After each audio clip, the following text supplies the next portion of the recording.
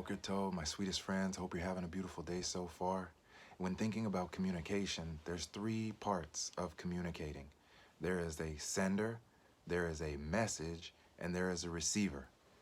And to some extent, all three pieces have to be understood by each other in order for real communication to take place. Now, some communication takes place so well, it's like you look at the person, they with a certain look, and they know they're receiving the message that you're sending.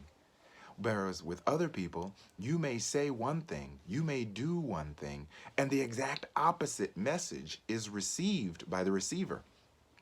I'll tell you a funny example of when I was young married and how communication can be mistaken.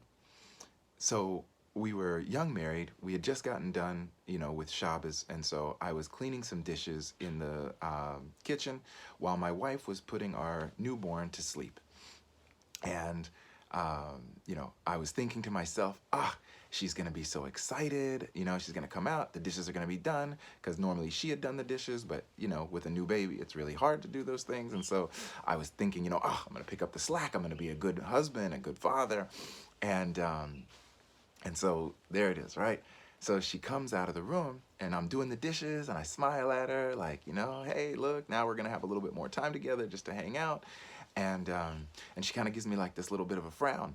And so I kind of come over to her and I'm like, is everything okay? And she's like, yeah, it's all fine. And I'm like, really? And because I was like, you seem a little upset. And she's like, well, yeah, like I see that you kind of did the dishes.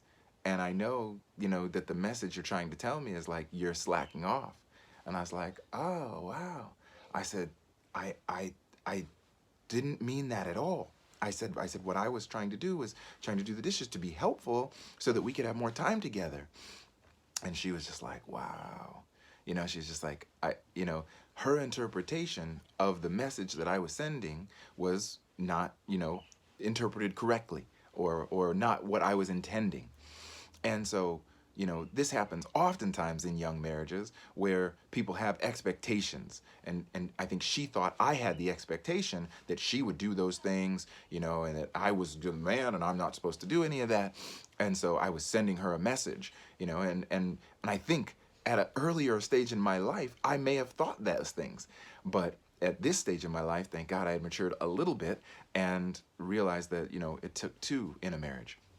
And so, slowly but surely, my wife and I have continued to become on the same page.